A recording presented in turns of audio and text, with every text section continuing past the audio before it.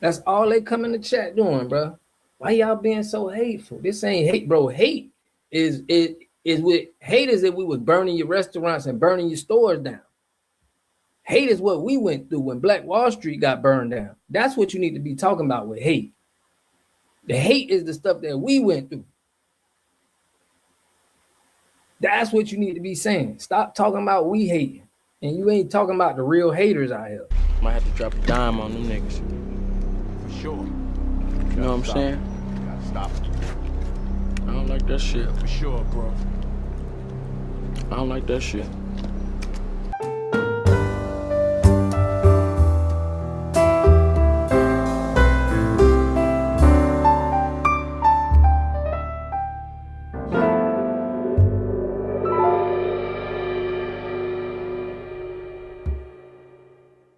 Stand by on many television and radio shows, as well as important symposiums and conferences on the issues of economic empowerment for the descendants of Africans in the United States of America and throughout the world. He is, whenever there's an important national convention or convening of people to talk about this subject, I never fail to find him on the program and enjoy him immensely. We welcome now Dr. Claud Anderson. Thank you very much. And to my colleagues, let me say good afternoon to you and plus the members of the audience. According to John's letter, he indicated to me that he wants me to speak to develop a national plan. And John, that's what I'll try to do for you very quickly. But let me preface that by simply saying that if you hear about reparations, get this very firmly fixed in your mind. You're not here for a parlor discussion. It's not something to talk about that's nice. If you don't get reparations, black folk, you're through in this country. I'm a white Kenyan American. Why so hateful? Ain't nobody hateful, bro. This is about our liberation. We don't hate nobody. It's just facts. You don't have to deal with other people coming into your community, selling you stuff and taking the money out of your community and building a whole nother community up. We not going for that no more. We the bottom on the totem pole right now. We ain't doing that. Y'all stop saying this racing.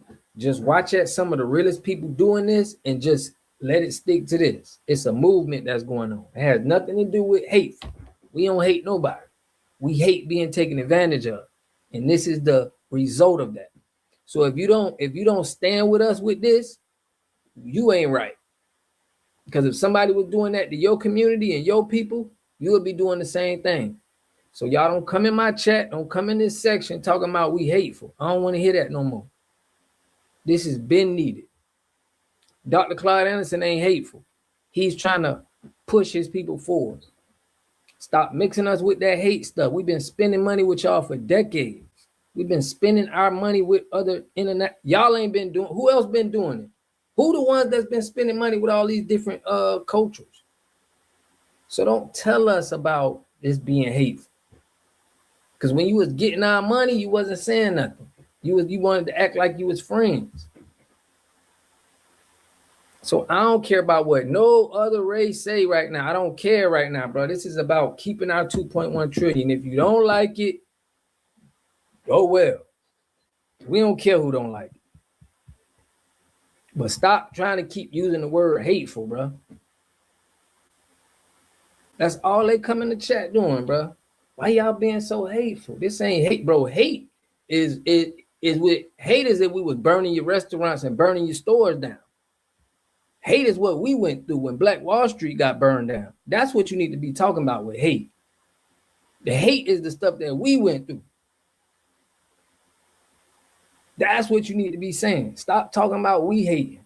And you ain't talking about the real haters out here.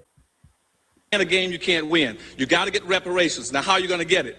Let me give you a run through of 3 or 4 things very quickly because I don't want to take up the time here. First thing you must do, I've heard it mentioned already. We got to commit a national campaign all over this country to start publicizing the issue of reparations for black folk. Not as something nice, but as a necessity, period.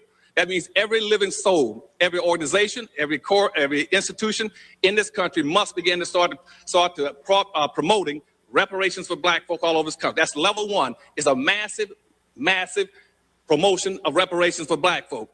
Second level, level two, what we must do at second level two now is to start having fact-finding hearings. You must have fact-finding hearings all over this country. And you're gonna have fact-finding hearings on at least two different levels. One is you're gonna go after facts-finding about what roles governments have played in the reparations, in the slavery trade against black folk, and enslavement of black folk, the marginalization of black folk. And that should break down into two levels. One is to investigate all levels of domestic governments, that's city, county, federal, and state governments. And the second group would go after the international. So you should have two groups of black folk in this country exploring and fact-finding on what roles government have played, one domestically and one internationally. On the left-hand side, you should be doing the same thing for the domestic side. You should be going after the private sector. You should be going after all the private corporations in the United States, what roles they played and how they benefited directly from slavery. And also on the same side, you must go after all the international corporations and the roles they played and how they benefited. Now, the Harvest Institute right now, my think tank, we've already picked up one. We put out a press release on that. We're going after domestic role that major corporations played in the United States. We've already identified approximately 240 companies that are still in existence that profiteer directly and enrich themselves off of black folk. We're going after that. And what we have to do in our fact finding is be able to factuate, document the direct line between how blacks have been crippled all the way up to economically, politically, socially, and educationally, and tied into these major corporations or tied into levels of government. That's your level two. Level three, you must then start having a national convention in this country. And right now, I think Dorothy Tillman in Chicago we talked about this. She's gonna try to call one in Chicago this coming year. We must have everybody who's playing a role, like Congressman Conyers and everybody from the Congress, and Cobra, everybody should be at a national convention where we all come in there to not only energize each other, but to share information, see where we are. FBA convention, y'all hearing what he's saying? We need to have the FBA convention. We sharing ideas. We having all our business there. You know what I'm saying? We got the people in the water industry, the food industry, everything. And we understanding how we going to expand what we doing. This is what he said. Everything he's saying, we finna be applying it. And ain't nothing y'all gonna say. Y'all can say hate. Y'all can say whatever y'all want to say. Your time is up. It's not working no more, fam. We've been the nicest and the most gullible people in the world, fam. Hey, yeah, you can come cosplay like us. Yeah, you can come in our industries. We ain't gatekeeping nothing. Once we go to gatekeeping and we go to trying to keep people up out of our spaces, it's hate. You know how many times, bro, me and my partners, bro, they convicted us for a felon for having a plant, and we can't even get a job. You don't call out that hate. You sit back and you don't say nothing to us. You know what we've been through in this country? And y'all sit quiet, y'all jumping. They jumping out the window for ICE and them immigrants. Ain't nobody jump out the window for us. We should call that hate. Where was all of this for us, you know, when we was going through all this in this country? Y'all ain't care. You was laughing at us, saying, you know, we lazy. We ain't want to work. This is what they say about us. But once this money start drying up, hey, I'm telling you, you're going to have to go back, family. They're trying to set it up for this coming February, someplace in the United States, possibly Chicago. That's your third level. The fourth level you should start doing is out of this conference should come strategies and plans and a specific role model. You got to have a model that every black can tie into. A model for reparations. Now, my model's a little different from everyone else's, and that's because I'm outside the box. I'm trying to pull everybody else outside if I can get them. Now, most people are going to try to follow the Jewish reparations model or the Japanese model. I'm following the Indian model. The Indians are the most appropriate model if you want to track down, do anything to get reparations of black folk. Why? Because you see, only American Indians and black folk were spelled out in the Constitution. The Indians on reservations and black folk. There's a direct lineage between those two groups. And if you really want to track and get reparations, the easiest and direct lineage between those two groups. Y'all know he always cooking. Let's get the chat with the track saying, say black people have been through more shit than the toilet. For real, man. Like, when have you ever heard of us being hateful, fam? Why you ain't speaking up on the hate that we've been through? This is what I'm saying. I don't understand it. They know about our towns being burnt down, all this happened to us, and they're gonna speak on hate because we talking about trying to delineate and keep our money in our community. That's hate to them. It's so sad that they want us wasting our money with everybody else, that is considered hatred. That's considered that you hate these people. Hey, man. Mix us with it. We ain't caring about it. Quickest way is to go find out what happened to American Indians, what benefits they got, and track it. In my new book called Power Numbers, it takes you through every one of those steps. You can follow it.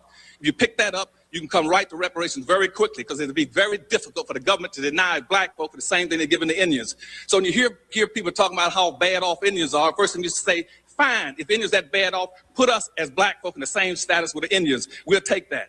Because see, right, what Indians got, first of all, nobody declared Indians to be a nation. Indians declared themselves to be a nation. They declared themselves to be a nation all the way up to about 1832 when Supreme Court Justice Marshall said, okay, I'll recognize you as a nation. We never declared ourselves to be a nation. We've always tried to do just the opposite of what the Indians did. Once they became a nation, they drew up a constitution for themselves. We never had a constitution. And what the Indians did with that constitution is then to go to the United States government and say, we do not want to integrate. We did just the opposite. We integrated. And I can track everything right down, or we can follow the Indian model if you want to. And you can see, and all that's already built into the law, and there's a direct lineage between American Indians and black folk that you can follow very easily and get to reparations. But we need to have a model. And in my new book, I get that model to be on the stand in about another month. You get the Powernomics model that take you through all those steps, what they did throughout history, from the Blair Amendments and everything else. You can track them very easily, and it'd be very difficult for the United States government to deny you reparations when you only two people that have a constitutional relationship with this government is black folk and Indians. Just like Indians use what they call natural rights and lay their claim against the land, we should use natural law and lay a claim against our labor, misappropriated labor. The next level, what you must do is begin to move to a legal step. You need to form at the fourth level, get you a legal body right now, whether it's going to be pro bono or paid. And out of our convention, we should be able to raise some funds to set up a mass legal body that'll be ready to start serving suits based on those facts that you're going to find at the second level. And we start finding those, then we should have people going after suits. One side suing the different levels of government, other side suing the private sector to get reparation funds for black folk. Then at the last level, you need to set up, at the sixth level, you need to set up some kind of a pool, or resource, or retrieval agency that every time we get some benefits, we're going to a special fund that will be held for pooling and aggregating. Now, then out of that special agency, we break away into two groups, what I would recommend. One, you would have an economic development bank on the East Coast and economic development bank on the West Coast. And what those banks would do is take most of the money you get, not give it to black folk as individuals. You put it into a massive bank where black folk go draw that money to start low interest, get low interest loans or free monies to build businesses and industries throughout the United States. You also, if you track the Indians, you should try to get yourself some tax-free or tax-exempt land. Just like Indians can go grab any piece of land and federalize and put up a casino, you tell me you ought to do the same thing as a black person, get tax-exempt statuses. We can go on and on. He's basically saying shortstop. The same thing they doing, we need to be doing it. Make sure we spending our money. Those racist $5 Indians should have not been getting those reparations at all. But that's a part of the sales pitch to get them feeling like, okay, this is not our land, it's their land. That's a sales pitch to make us feel like we came over here from Africa. It's marketing that had to been done, or this wouldn't have lasted this long. Attorney Kenneth L. Harris. Okay, salute to that brother. Yeah. Salute to that brother. We're gonna definitely put him on. We're gonna have to put him on retainer. Well, there's a lot of things we can track. Go after the Indians. But the thing that's most important, I'm going to quit, is that you got to understand that reparations are an absolute necessity. We're going to get buried alive. We do not have enough to be able to compete in this society. And the further we get away from the civil rights movement, the worse things are going to get. And when people start talking about slavery, don't just talk about slavery. Talk about Jim Crow slavery and benign neglect. You got to understand what slavery was. Slavery is the illegitimate child of racism. Racism still exists. That's slavery. Because what racism does, racism keeps and maintains what was created by slavery. Now, racism is a competitive economic struggle between groups of people for power and wealth. And it's slavery, and racism never existed until the 16th century. And when slavery went out of existence, racism took over. Racism has gone from meaning slavery to being something biological. Then it moved on in about the 1800s. It turns to be something as a personal behavior or an attitude, and now a bias and a prejudice. Racism has nothing to do with attitudes, with prejudice, and with bias. Racism is a competitive group contest between people for race, resources, and for superiority. And racism is a race without a finish line. And it's also, they do it with other countries, other immigrants. They do that and bring them there, and they be the face of their racism. Like we saying, they put all these stores in our communities and give them grants. He is defining racism as it should be defined. Big facts, man. Yeah, man, y'all hit that like button, family. We in here tonight. Shout out to Dr. Claud Anderson. Is the attorney name Kenneth L. Harris? That's him, right? I'm trying to make sure. We had two different names in the chat. I want to make sure I'm putting on the right dude. I see somebody put attorney Arthur L. Watkins. You know, we got to make sure that is. He put Paradise Shift. The red man is coming into his knowledge again. Go, bro. Salute, Chief Caesar. Yes, put it in the chat early. They did a destiny switch on it switching back, and they can't stand it. Okay, Freedman Legal Fund. Okay. We've been home the whole time. Yeah, man, it's our home. And them $5 Indians know that. They know that, family. You know, just like all of that. Even Mexico was ours, family. Them big heads, them big almanac heads, you know, that was us. We created that. But let's go to the next. I'm finna open up the chat too, man, so y'all can talk, y'all talk. You know, I want to hear y'all talk, y'all talk. Ain't nothing like when we talk our talk. There's a conversation about how Black Americans built the foundation, but to only and solely say that Black Americans built the foundation of this country is erasing the history of the natives here and the Mexicans. Native Americans here were, I know in history, were taught like they were some savages, and no, there was civilization here. They had systems of agriculture, they had systems of trade. They knew about this land long before the white man did. The white man came, displaced them. I know that word, we use it lightly. They murdered, enslaved, beat, tortured these people, and the same happened with the Mexicans. Mexicans are considered immigrants in this country, but the Southwest. They trying to erase our history and give it. Community must have three things to have a community in it. You must have a wholly independent economic structure that can provide goods, service, products, and things for your own people, and jobs and tax bases for your own people. You should at least control 4 basic things. You should be trying to control water, food, medicine, and energy to be able to survive and compete. Here we got Mr. Pollock. He had a cornfield. He took advantage of a free water test from us, and this is what we found in this water. We found sulfur, we found hardness, and we solved these problems with an easy fix of 2 tanks. So get your free water test today. Stay blessed. Click the link below.